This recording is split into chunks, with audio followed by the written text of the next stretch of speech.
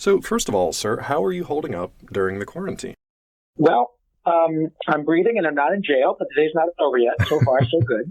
I'm fine, Dave. My wife and I have an embarrassment of riches. That is to say, we not only, of course, have our health, which is paramount in everybody's mind, and certainly if there was ever a question as to what was important in our lives, the world has changed literally, almost overnight. So we are very grateful for being healthy. I have a couple of really bitchin' masks that people have made for me. I have a fantastic Yakko Warner mask that's great fun to walk. So when people ask me, is that Yakko? And I say, you bet it is. But when you hear it behind the mask, it sounds like, you bet it is. It doesn't mean anything. No, we're great. We have a little place here on the central coast of California that is our vacation place, and this is where we've hunkered down because there really aren't too many people here. There are actually more elephant seals and critters than anything. And I'm working from home. I'm recording different episodes of different shows, auditioning, all kinds of stuff. So apart from the fact that I can't be with my uber creative, talented friends who make me way better at what I do, I have zero to complain about it. Then I get to talk to you. I'm doing great. Well, I mean, I could say the same on this end, except I don't have a character that I help bring to life, or multiple characters branded on my masks, which I think is a great, honestly, kind of a great selling point too. A lot of people out there, for whatever reason, don't really want to wear the masks, but I feel like it's a cool way to show off kind of your nerd culture or whatever you're into. Totally. It's like wearing a branded T-shirt. Yeah. Oh man, look, I think to coin a phrase from a wise prophet, the geeks shall inherit the earth, and they kind of have. The kibosh that's been put on all of these Comic Cons, of which you guys are very familiar there in Atlanta. I mean, I don't even know how many times I've been to Dragon Con. And listen, every time you go to Dragon Con, certainly New York Comic Con, San Diego, and the big ones overseas, the presence of all of the purveyors of the stuff that we watch, Warner Brothers, Disney, Universal, Amblin, Nickelodeon, you name it, huge presence there, because they're not stupid. They know that whether you are a self-confessed geek, nerd, whatever, as I am, I've just been lucky enough to have people pay me for it. But my God, they know a million people will walk by the Warner Brothers tower or the Nickelodeon booth and take pictures and blast it out on social media. They're not stupid. And so the fact that we don't have that now is, we're living that example of necessity is the mother of invention. I'm doing online autograph signings, and they're, by my calculations, pretty damn successful from both sides of the equation. It's not how I make my living. It may well be that that's how my living is going, depending upon, what happens at the studios here in LA. But the fan base loves it. It's just wonderful. And I'm a fan too. And so I get to interact with all these lovely people who want an autographed picture of Pinky or Yakko or Raphael or Donatello or Carl Weezer or The Mask or The Tick or you name it. And we have a blast together. And it's not, I don't like it as much as seeing people in person, because I love that literal human contact, handshakes, hugs, people crying when they, tell me stories about how Pinky and the Brain got them through cancer. I mean, it really is remarkable, and certainly not just to me. The people who are lucky enough to do this for a living, we hear it all the time. And nice people like you give us opportunities to say thank you and tell the fans that truly, I did not know the extent to which people embrace these characters over and above an action figure until I was able to start traveling around the world meeting people. So I get it now. And I can't get enough of the opportunities to reach out and discuss these things with people, irrespective of whether they buy a freaking autograph or not. It's not about that. Often they do. But the cool thing is, as much as I miss the live gigs, And as much as it's costing the city of Atlanta zillions of dollars, and San Diego, my God, I don't know how much, a couple $100 million a year they glean from Comic-Con. Yeah. But an individual fan perspective, Dave, it's, to the extent they want to get a photo of Kevin Conroy signed, well, Kevin will do an online signing. You get to kind of have an interaction with Batman, but you don't have to pay, a pile of money to get to the event. Right. You don't line. You don't have to worry about buying food, getting to the bathroom, renting a hotel, parking, maybe flying.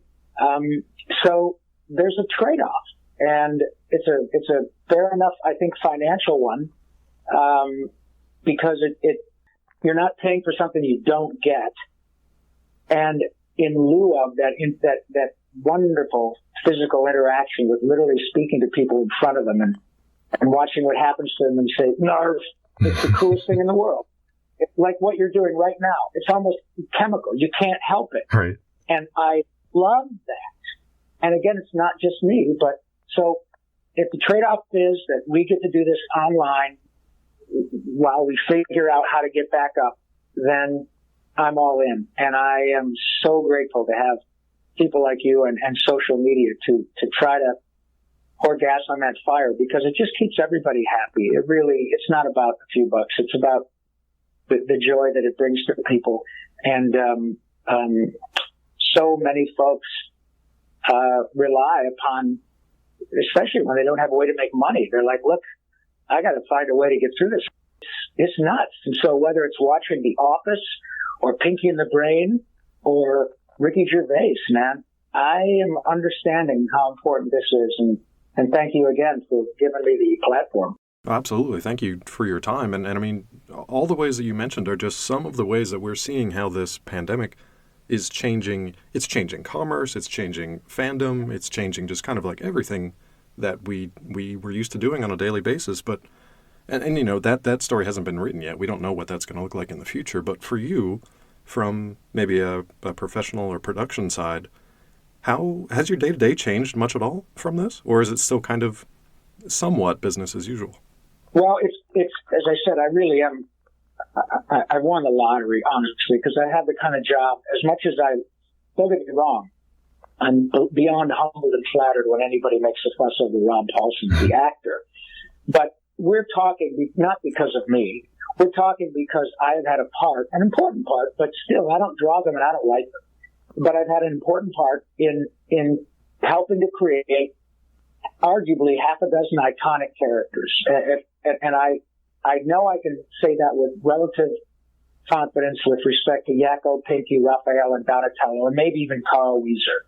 Those are characters that have transcended a couple of generations, and even in different, especially with respect to Turtles, in multiple iterations. So that's what the draw is for me. And while I love, the fact that people will take the time to say, "Oh my God, you're Rob. Please say hello, nurse," whatever. I love that. Fantastic. But, and by the way, hello, nurse. So there you go. Thank you. But you're so welcome. But in terms of my being able to do my job, no, the studios are being very flexible and wanting to record from home and willing to loan you equipment and all of that because they have a production schedule to keep up. And I'm grateful that they're continuing to use me. Now, it's affected the logistical aspects of my professional life, right. Because I don't Nickelodeon or Warner Brothers or Disney or whichever of the zillion studios that they use to record stuff in Burbank and Hollywood. And I miss that. Because I'm around people whom all your listeners would know. I'm around Billy West. I'm around Kevin Conroy. I'm around Mark Hamill. I'm around Maurice LaMarche and Tress McNeil and Nancy Cartwright and Tara Strong and the remarkably talented people with whom Frank Welker, Peter Cullen, people I've worked with for 35, in some cases 40 years. And people who've been to all my kids' birthday parties and vice versa. It just so happens that they're the most gifted actors in the world, and they're the nicest people that I want to meet. and I get to work with people I would choose to have at my home. I mean, I'm a lucky guy, and so I miss that. But in terms of my ability to pay the bills, it's taken a bit of a punch. So I'm able to try to, be a little bit flexible, but nothing like someone who has to go to work every day to literally put food on the table outside their home. So I have zero about which to complain. And then the upshot of my work is that you can argue that it's more important now than normal circumstances, because there are millions of people at home doing nothing but watching whatever it is that brings them joy. And there are a lot of people for whom Pinky and the Brain and Animaniacs are exactly that. So Jesus, and it's important to note, Dave, that I get it. I do truly get how fortunate I am. I really don't want to leave anybody with the impression that the guys go, boy, that guy got it made. Oh yeah, and I know that I do. I'm not a zillionaire. I'm not a filthy, stinking rich actor. I make a nice living and take care of my family and pay my bills and donate money to charity like everybody. But I can tell you categorically that everyone who does this gig, the people I've met and some that the people I've mentioned and many whom I've not, but I know them anyway, all get how lucky we are. This is a remarkably wonderful way to make a living. And there really is no downside. It's just wonderful. So I'm looking forward to getting back at it in the traditional way, but I can still do it and make people laugh, and ultimately that is what makes my soul the happiest, is bringing joy to others and not just me. It's a cool way to move through life. I can absolutely second, pretty much everything you just said, because that list of names you rattled off a minute or so ago, I've had the privilege to be able to talk to most of them as well. And yeah, that kind of humility and that professionalism and that just joy for the craft, for the job, always comes through. And I mean, I'm thrilled to be able to kind of check that box for your name as well. So it's a fantastic opportunity to get to talk to you. Well, as I said before we started recording, and your audience knows this, I'm very flattered and humbled to speak with someone with your pedigree. You know what you're talking about. And so when you mentioned that about the folks that I mentioned, all the names I dropped, by the way, Bob De Niro told me I got to stop dropping names. Anyway, then you get exactly and precisely what I'm talking about. And thousands of your listeners know that too, because they've met John DiMaggio. They've met Tress. They've met Troy Baker. They've met Nolan North. They've met all these wonderful actors who create incredible characters or help to create characters. And by the way, that I believe is very important. Obviously, all of show business is a deeply collaborative effort. However, in animation, it's really important, at least for me, to make sure that people understand that we understand that we don't draw them and we don't write them. Harley Quinn is fabulous because of Paul Dini. And there are wonderful actresses who have brought that character to life. Tara and, I forgot the young woman, wonderful actress who plays her in the movies. Margot Robbie. Mm-hmm. Wonderful actor. I mean, obviously, she's been Oscar, all of that. That has nothing to do with it. But we know they're good. But it ain't nothing without Paul Dini, period, end of story. And same with me. Without Tom Ruger, without Steven Spielberg, without Gene McCurdy and all these incredible writers and stuff, Maurice and I get the joy of saying, Pinky, are you pondering what I'm pondering? I think so, brain, but it's scoring. There's why does he keep doing it? I didn't write that, I'm pretty good at it, but this is such a wonderful opportunity when I speak with folks like you who know from experience by meeting these people how utterly humble they are. It's precisely because of that, because we are all nerds and we all respect one another's craft. And the number of times, literally throughout the day, that I go, holy crap, where did that come from? Or who wrote that? Or, when you're able to work on with scripts that are world class week after week after week on shows that have become iconic, all it does is really set you up to be incredibly impressed or deeply disappointed, because you can watch with an eye that is, even though art is subjective, I have had the great good fortune of performing scripts that are so good that anybody could read them, and they get the joke, and the context is so smart, so that when you're primed for something and it doesn't live up to the hype, and you're knowing 3 moves in advance where the script is going, you kind of go, oh, well, that's not as good as what I've done in a cartoon show. Mm-hmm. And so it turns out that it doesn't matter whether it's feature films, cartoons, whatever. Good art is good art. If it's able to sell action figures and comic books and T-shirts and be something like Ninja Turtles, and you can argue all day long about which iteration is the best.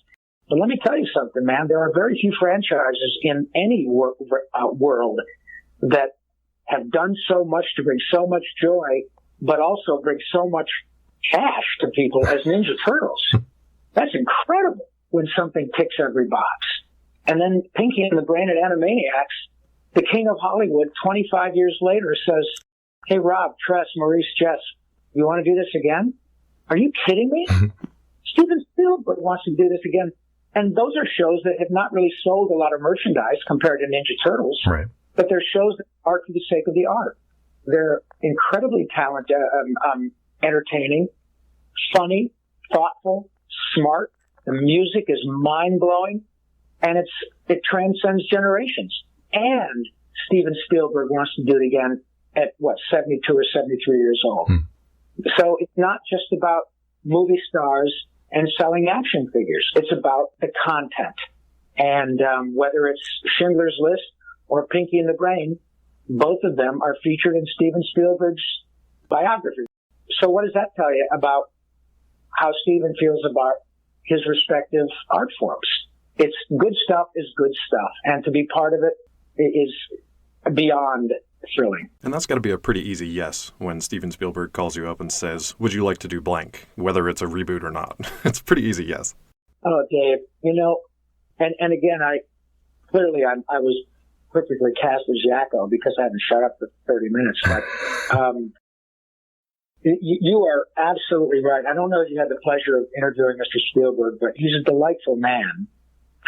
But moreover, what being able to meet people, and don't get me wrong, I don't bowl with Mr. Spielberg. That's why I call him Mr. Spielberg and not Steve. I don't hang out with him.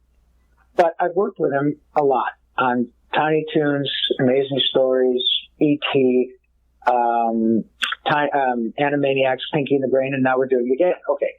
So when you're able to spend even a little time around the best of the best in whatever realm, sports, government, business, entertainment, and religion, whatever it is, you find that the people at the top who continue to deliver time after time after time after time, authentically deliver, are generally humble, kind, decent people who understand their good fortune and they want to share it.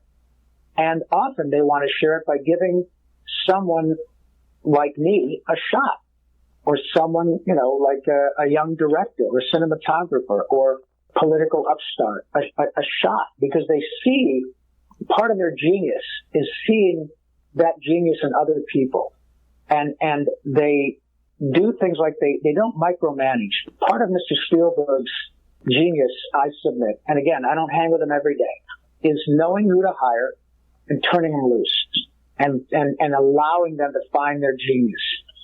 So what that does is two things. It not only is inspirational to people like me, who are still searching for whatever nugget of genius I can find, but it also sort of inures you to what the sort of people who have feet of clay in the moment you meet them are like. People who you run into who already have an ego by the time they're 30 and who already are it's about me, it's about this, it really is literally about what you can do for me. And it's like a red flag. And you want to take those people aside and say, son, kiddo, I hope you save your money. Because the people who could behave the way you're behaving right now don't. They don't behave in an arrogant, self-indulging, self-involved, self-aggrandizing way. They are humble, kind, and don't get me wrong, they have high standards. And if you don't cut the mustard, you're gone. But they are willing and able to help and be kind. And there is always room for that. It's not about celebrity. It's about doing the right thing. And the celebrity comes along, in my view, as a result of constantly people saying, God, I just got done working with Steven Spielberg. And you know what? You're right. He's incredible. And then when you hear that decade after decade and Oscar after Oscar, and you start to know, well, you know what? That's not an accident. It's not. And he is a lovely man. So much so that here we are all these years later. And when it became a thing that Hulu, Netflix, Amazon, and Apple were all kind of vying for Animaniacs and Pinky and the Brain, and Mr. Spielberg said, oh yeah, whoever's going to pony up the dough, just so you know, we're not hiring Liam Neeson to be Yakko. It's going to be Rob Paulsen, Tress MacNeille, Maurice LaMarche, and Jess Harnell as Yakko, Akko, Dot, and Pinky and the Brain. We'll figure out the rest of it. But the reason people still love Animaniacs is because every time Rob Paulsen goes to a Comic-Con and sings United States, Canada, Mexico, Panama, Haiti, Jamaica, Peru, the audience flips out. So why would we hire anybody else if Rob and Tress and Jess and Mo can do it? That speaks volumes about his integrity with respect to the fan base and how he knows why these characters are important. And it's not just about celebrity. It's about our stunt casting. It's about, oh, no. These actors still do it. Moreover, they want to do it, and they can do it. So why would we hire anybody else? And that says a lot about Mr. Spielberg. I am profoundly lucky to have hitched my star to his wagon on more than one occasion, and I will be ever grateful to him and Tom Ruger and Gene McCurdy for casting me in that show 25 years ago, because if Ninja Turtles changed my career trajectory, Animaniacs changed my life. It's paying dividends literally to this moment. You know, you posed kind of a rhetorical question about why would you change, why would you mess with success? Why would you change what already worked and was already, a phenomenon? But that happens, when titles are rebooted, of course that happens. So I think I don't want to speak for the fans, but as a fan, I can say we're thrilled to see the original cast coming back and the fact that the show itself is returning.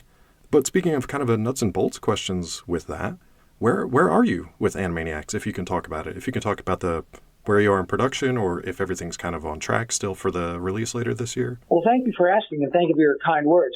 And let me at least put a little bit of a caveat on what you said with respect to I and my coworkers on Animaniacs, sure. Co-actors.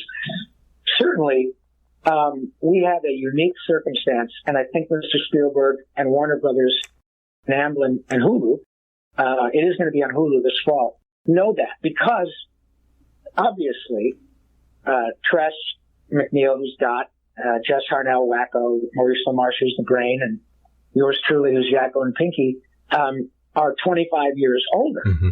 But the cool thing about this gig is nobody cares what we look like. I could still do it all damn day. I could start, la, la, la, la, la. I could do it all day. Same thing with Yakko. And so can Tress and Mo and Jess. But we still have a window, because we could probably do this at this level for another 10 or 12 years, even physically. I had a bout with throat cancer a few years ago, and I'm fine. But that does kind of shed a bit of an interesting light on me. Kind of go, well, if we're going to do this, we probably should do it. Because, look, Eric Bauza is now the voice of Bugs Bunny, but Mel Blanc's been dead for 25 years. Right. And so that's precisely my point about the characters.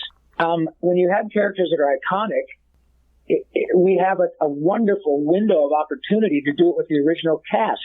My suspicion is there will be episodes of Ninja Turtles on the 15th iteration when I'm dead and gone for 25 years, because that's a powerful franchise.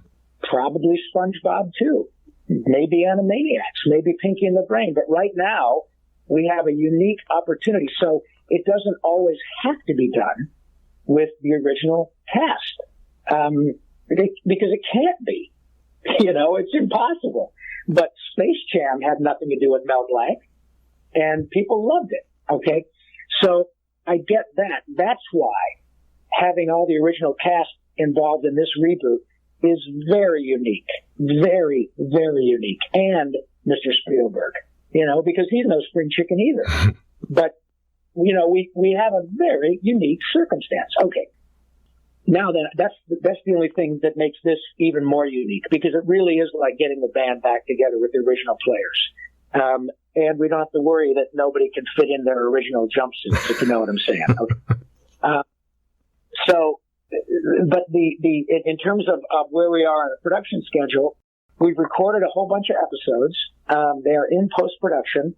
I don't know the extent to which the post-production has had the kibosh put on it because of how many people need to work together, especially vis-a-vis music.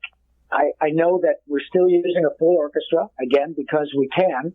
With Steven Spielberg involved, you get that sort of thing. So when you got that many musicians that have to play together in a studio, I don't know where that is. And I don't know the extent to which that has pushed the timing back. So I can't speak to the logistics of when episodes will be ready to be viewed. I suspect that is a bit of an issue. I know that in terms of the recording of the characters, we're recording stuff from home and doing post-production and dialogue replacement, tweaking things, that we got to come back and clean them up a little bit. I can do that from home because we have the technology, but the stuff that requires people to be in close proximity to one another, I really don't know. I can't speak to that. But I do know that so far everybody's pretty happy with what they're seeing, including the boss. And part of the reason he's the boss is because he can say, no, we got to do this again. And he would, because it's, Mr. Spielberg's brand. And so he's not going to put anything out there that doesn't pass muster. So while I'm sure there are people who would prefer that it was every person who was involved with the original show, writers, producers, musicians, everything, that's just impossible for many reasons. Certainly the easiest thing to do, if they're available, is to bring back 4 cast members. That is the easiest thing to do. And we are incredibly fortunate to be involved. It is, I'm sure, heartbreaking for people who can't be involved, who still would be, had their druthers. I don't make those decisions. And all I can say is everybody, having been involved with this at the beginning, would love to be involved. That's not the way the world works. I've had that experience myself. It's sad and it's heartbreaking. You get over it, and I know it's easier for me to say in this instance because I'm involved in the reboot, but trust me, I've had many shows move forward without me, and it's never easy. But I can also say that don't bet against Mr. Spielberg. We know, because you're in fandom and you know what this is like. There are going to be plenty of fans who can't wait, and there are going to be plenty of fans who say, oh my God, they don't have the original so-and-so. It's going to suck. All right, whatever. Then don't watch it. But I'll put my all my chips on Mr. Spielberg any day. And it's easy for me to say now, but even if he hadn't hired me, I would have said, well, I'm really bummed, but I got to tell you, if you don't want to watch it, don't watch it. But I'm going to watch it because it's Mr. Spielberg, and it's a great show. And if it doesn't work, then it won't be on for another season. So there you go. Fair enough. Since you mentioned music, I have to ask, can we expect more songs from you? You've already given us kind of a little tease of a previous favorite. Any more singing for you in the future? Absolutely. Nice. Tons of it. I can't wait to see it. And it was a really particularly interesting challenge for me because I had literally just been diagnosed with my throat cancer when Sam Register, the head of Warner Brothers Animation, floated the idea of an Animaniacs reboot with Steven at the helm. I thought, are you blanking kidding me? Are you kidding me? What's that axiom, that old saying, we make plans and God laughs? Mm-hmm. And, that suggests that my ego is big enough to feel that God has anything to worry about. Like, he doesn't have enough to worry about whether or not he upsets me. Okay. How's that for a big ego? But it's so not about me. And all you can do is laugh and go, well, if the reboot comes along when I'm not able to do it, then they'll get somebody else or they won't. And so I was very philosophical about it and went on about the business of saving my life with wonderful doctors, and I did. And I got to tell you, man, Dave, when I did the first episode that had a song for Yakko in it that was very complex.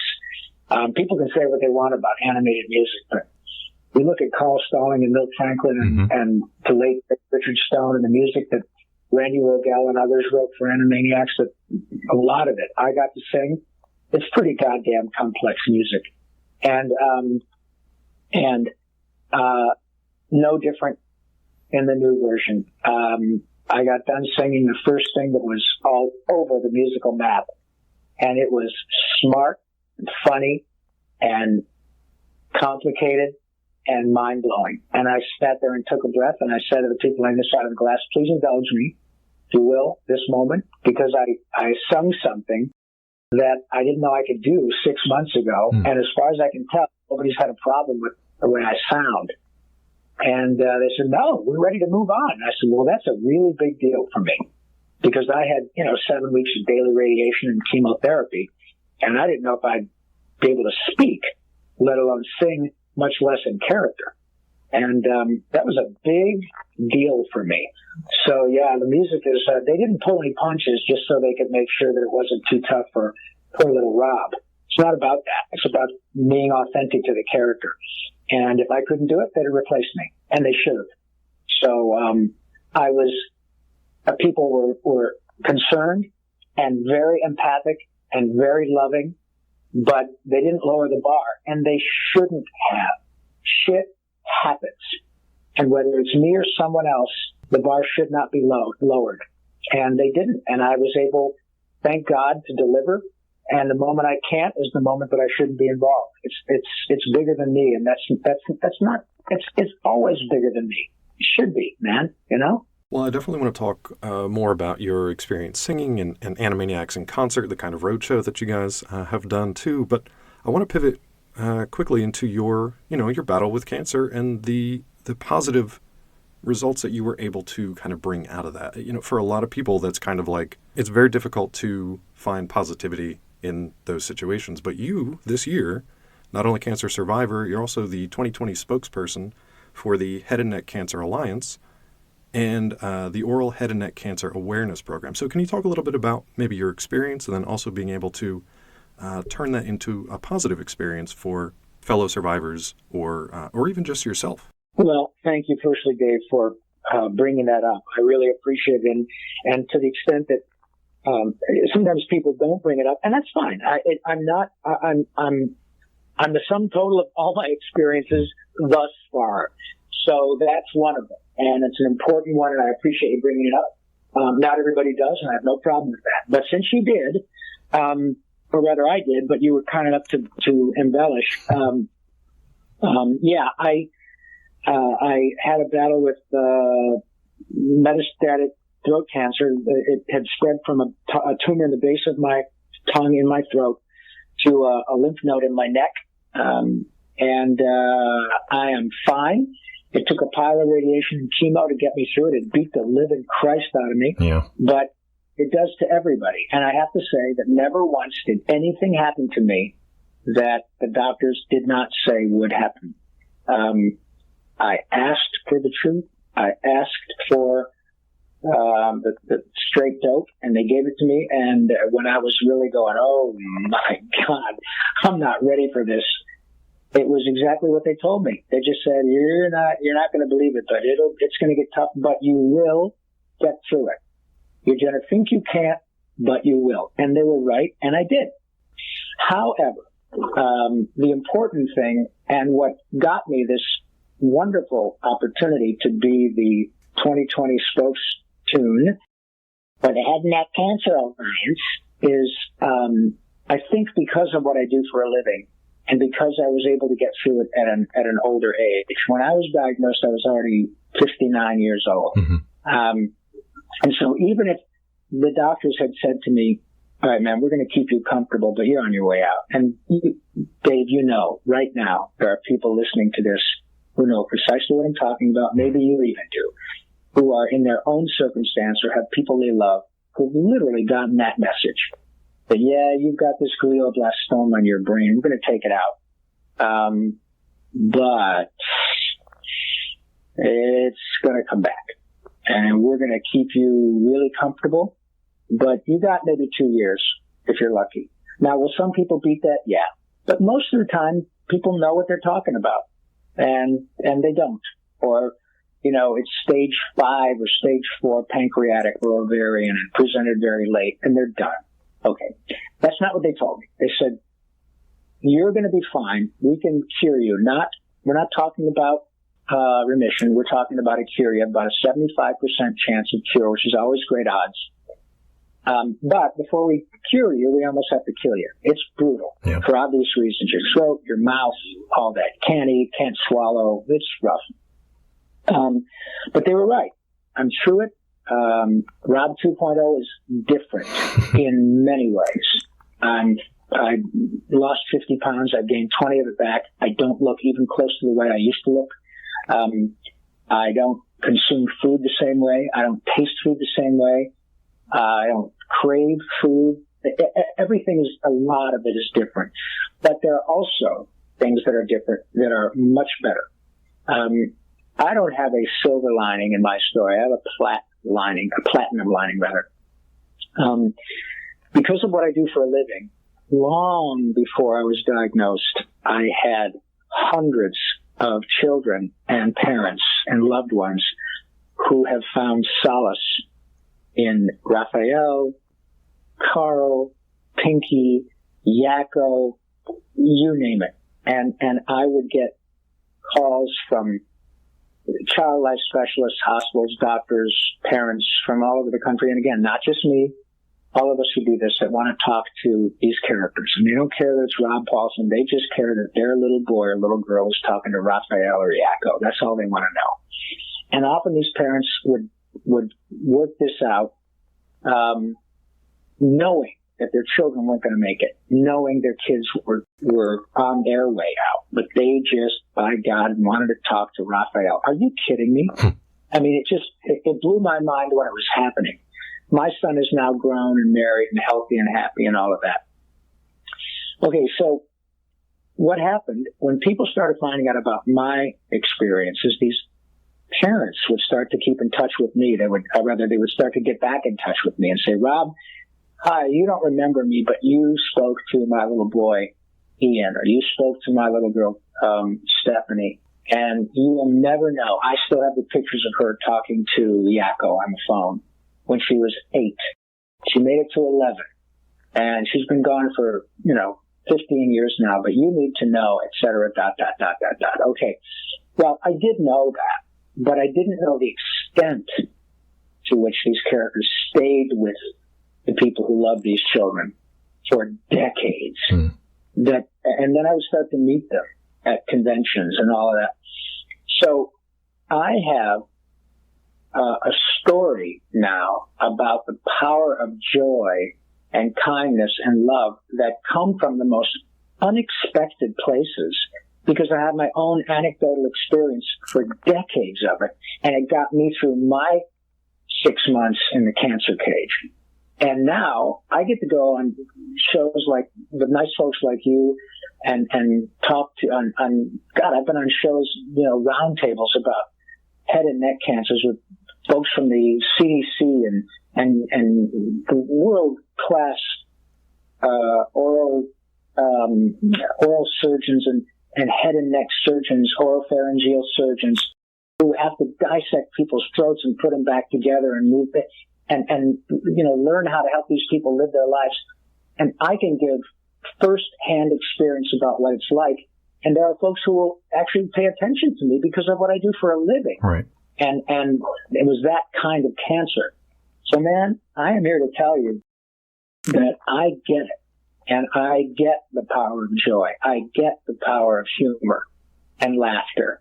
And I've been able to see it both from the sidelines when I got to go visit children or their parents in hospitals dozens of times, talked to them on the phone hundreds of times, and now I lived it.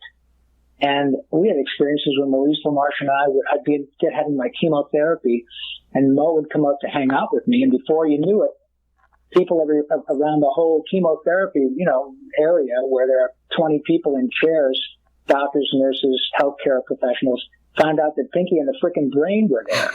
And it was incredible. Amazing. I was having trouble keeping my shit together, and all of a sudden I'd see the power of joy in others, and it made me completely forget about my own circumstance. And so Maurice and I would be, hey, God, Ray, look at that lovely lady. Well, what? You look great without hair. And we'd start, listening, and the lady would smile and start crying with tears. And it made me feel good. I mean, it never stops, man. So I can't wait to talk about those experiences. And I get to as a result of my experience with the Head and Neck Cancer Alliance. And to the extent that people are interested in learning more about that type of cancer, they can go to headandneck.org, and they'll see yours truly's ugly mug there, and they can learn all about this type of cancer. And it's unfortunately becoming more and more ubiquitous. However, it's very treatable. And my story is a great example of, hey man, if a guy who does Yakko and Pinky and a couple of Ninja Turtles for a living can get back to doing it, you'll be fine. So it's worth a look at headandneck.org. It's a fascinating story from all different sorts of levels and angles. And honestly, when I first heard about the diagnosis, I thought it was kind of cruel in the irony that, that specific type of cancer happened to a... Yeah, how about that? Yeah. But I love that you've had that kind of joy and positivity that came out of that. So are those stories in your recent memoir? Were you able to include them in that publication? Yes. Okay, great. In fact, thank you. Yes, it is. Or they are, rather. My book is called Voice Lessons, How a Couple of Ninja Turtles, an Animaniac, and Pinky Saved My Life. And it is precisely an expanded version of what we were just talking about. It is not just a compendium of, and then I did, and then you know me from, and then I won an Emmy. It's not that, because the last thing the world needs is a celebrity bio or memoir, another one, especially from a non-celebrity. This goes right back to the characters are famous.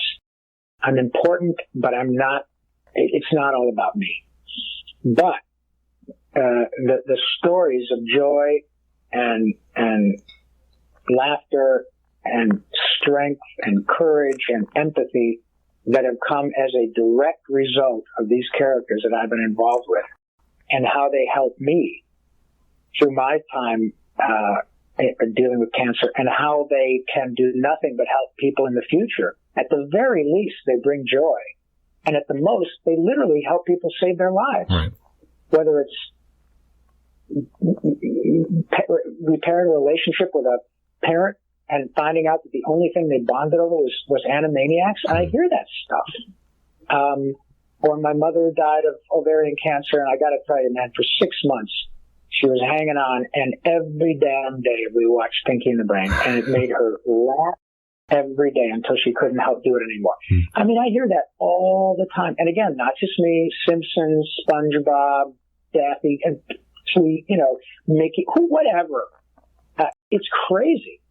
And that's what the book is about. It's about the power of joy and kindness, courage and empathy, and how they translate far beyond the TV screen or the pages of a comic book or an action figure. It's powerful medicine, baby, and I'm proud to be part of it. Well, and we're happy as well to be able to have more, new stories, new experiences to share with people. So those folks who, like myself, either grew up on it or, would like to revisit it in tough times, just as like a nice kind of comforting cartoon to revisit and just laugh. Just that simple act of joy and laughter is so powerful, especially in these times. So we're definitely looking forward to the new ones, yeah. Thanks, man. And you said a mouthful, Dave. You said it far more succinctly than I could ever. Very sage advice. Never before in our lifetimes have we had circumstances where the whole world needs to find way. And we're seeing all these creative, smart, wonderful, kind, inventive, thoughtful, empathic, generous people come up with all sorts of ways to show nothing but the best of humanity. We beat ourselves up a lot. Yeah. You know, before people came to this country, or before humans, look what the humans have done in 200 years, how we've destroyed the planet. Okay, all right, that's fine. But Jonas Salk was a human, and he gave the world the polio vaccine, okay? And the people who built the national highway system were humans. Okay, we're learning that maybe cars are bad, so we're figuring that shit out too. But you can drive from sea to shining sea because of humans. And there are humans who are trying to figure out the vaccine that's going to get us through this. And it's humans who cured smallpox. Smallpox has been eradicated. So, you know, let's take it easy on humans for a while and enjoy the fact that humans also bring immeasurable joy to each other. And as far as I know, we are certainly not the only species who experience love and caring for one another, but I think we're the only species who creates jokes for one another. You know, somebody can make the argument that, oh yeah, look at how much joy a doggy gets for playing with a bone. I get it, and I love my doggies as much as most people. But I can say, what's the difference between people from Dubai and Abu Dhabi? And you can say, I don't know, Rob, what is the difference? And I can say, well, the people from Dubai don't like the Flintstones, but the people from Abu Dhabi do. And, you know, you'll get the joke. Yeah.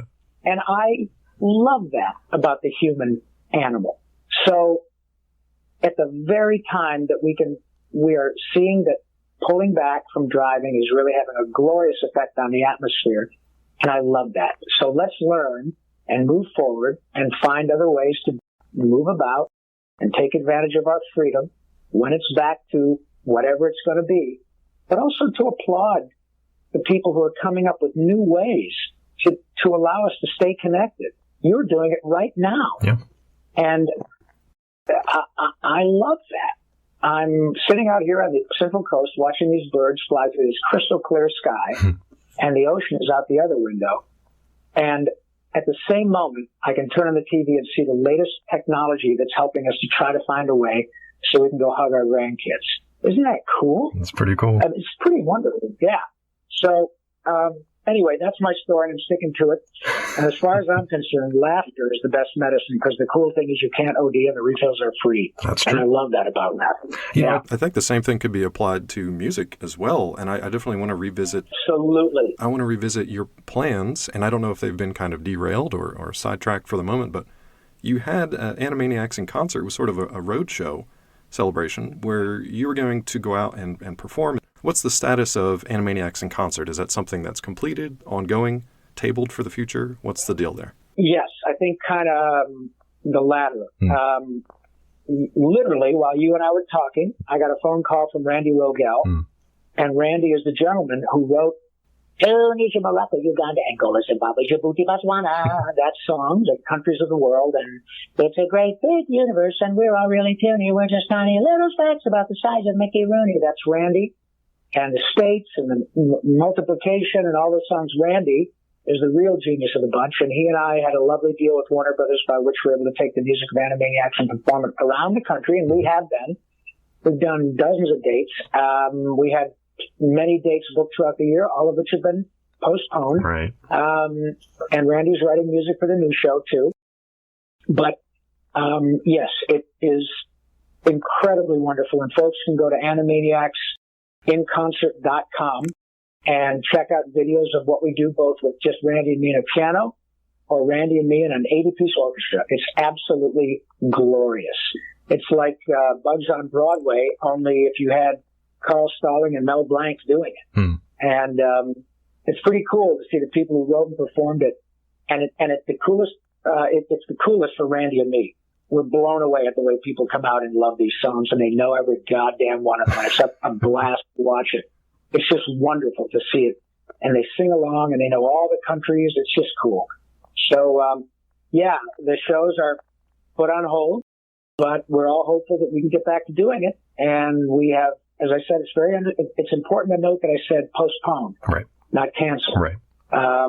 When will they be postponed till?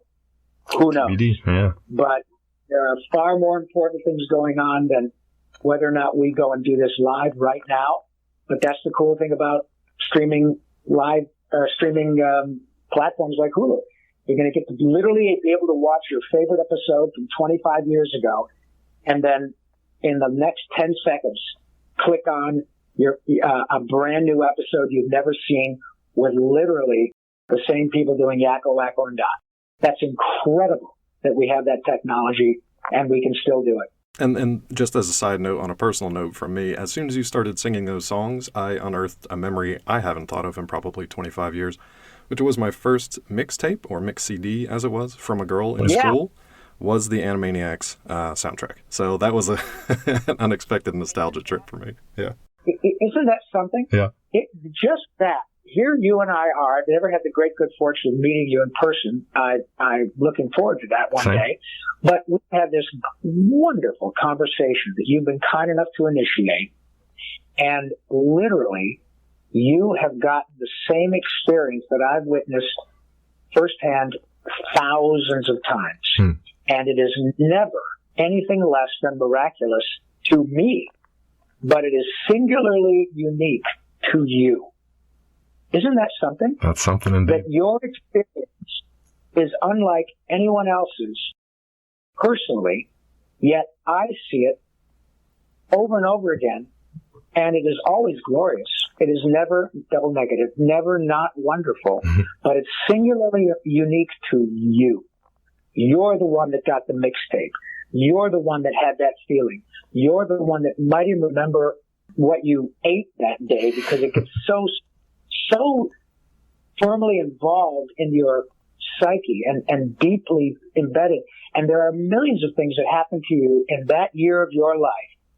But when you hear, Burundi, Lesotho, and Malawi-Togo, the Spanish Sahara is gone. Now to Nigeria, Chad and Liberia, Egypt, Benin and Gabon, you can go, holy shit. I don't remember 100,000 things that happened to me that year. Right. But that really, really speaks to the genius of Tom Ruger, Randy Rogel, all those musicians. They were the ones that made it happen. And all I did was sing it. And it's not false modesty. I'm good at my job. But you can throw a dart in LA and hit a good singer. You can't throw a dart and hit somebody who can write that stuff.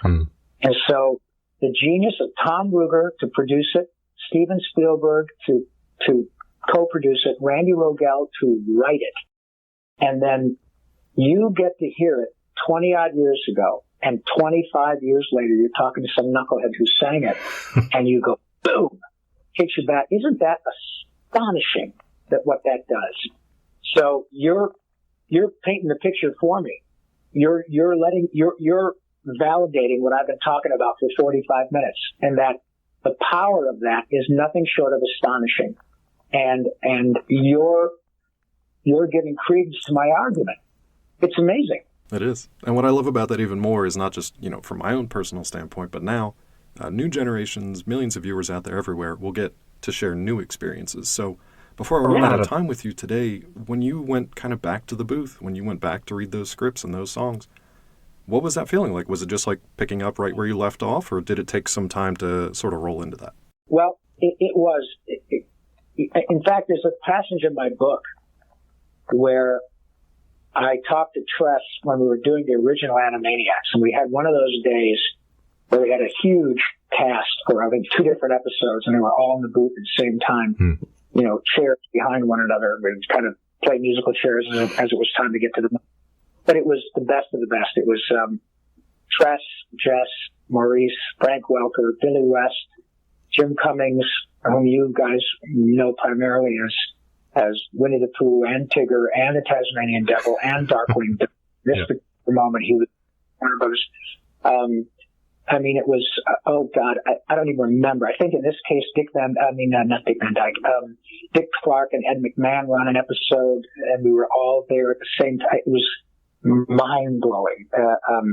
Just over it. Oh, Mark Hamill, I think, it was over and over and over. It was crazy.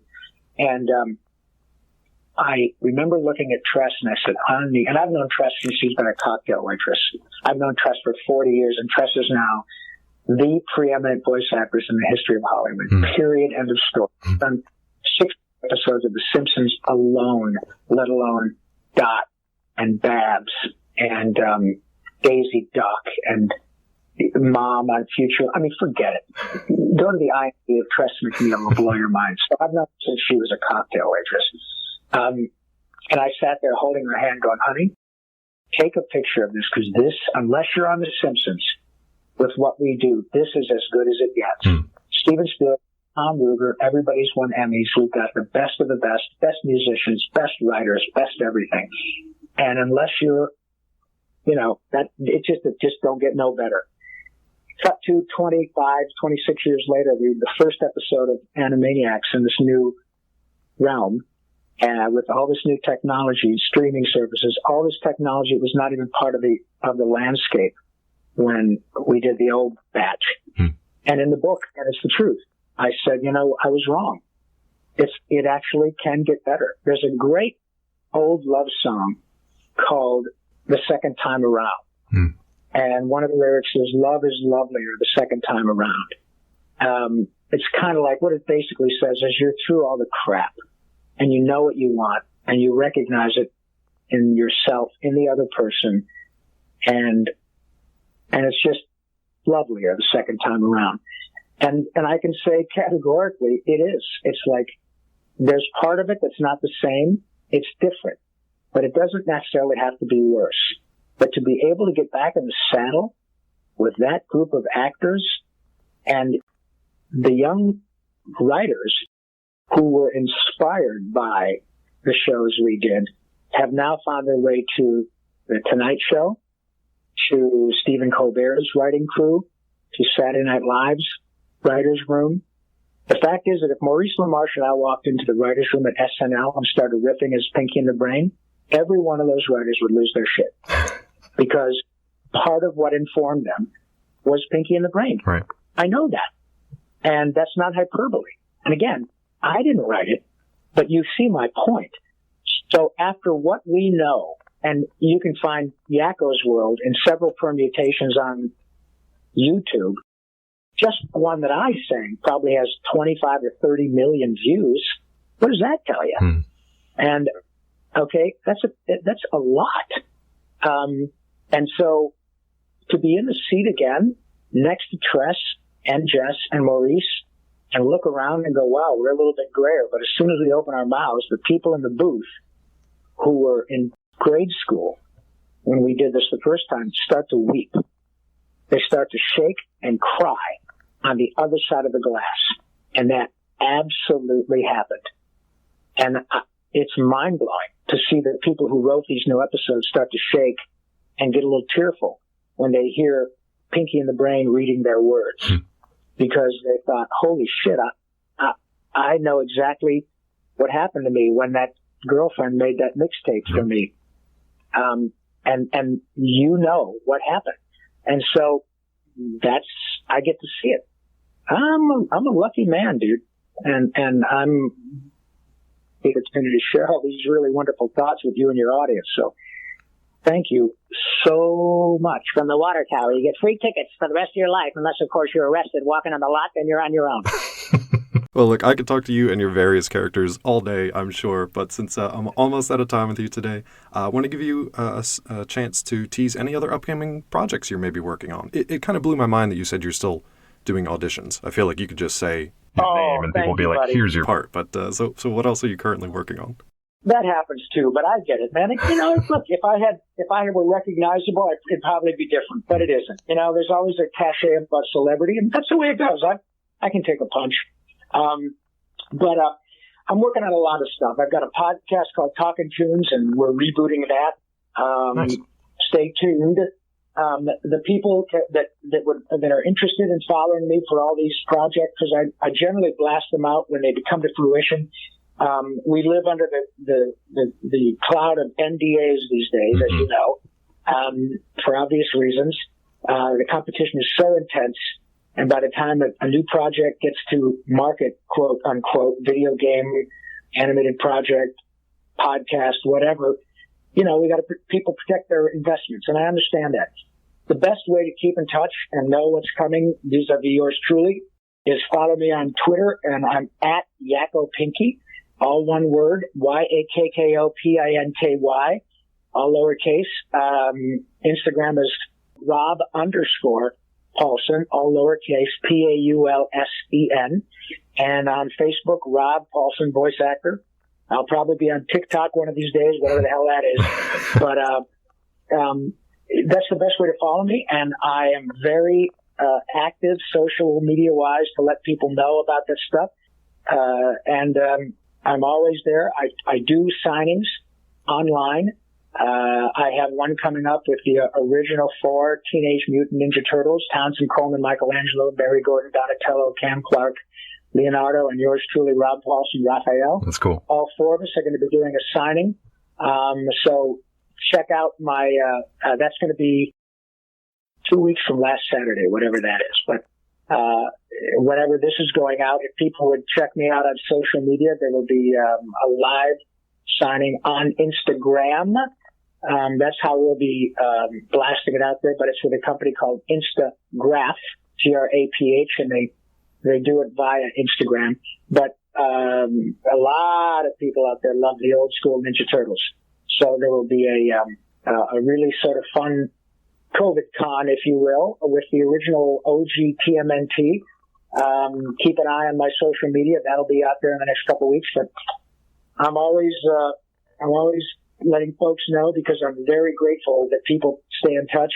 And the truth is, I can't get enough of it. I want to die being exhausted from saying thank you. And I just love it. I can't get enough of it, and I am the grateful beneficiary of so much love. I don't deserve it. But while people throw it my way, I sure want to suck it up, baby.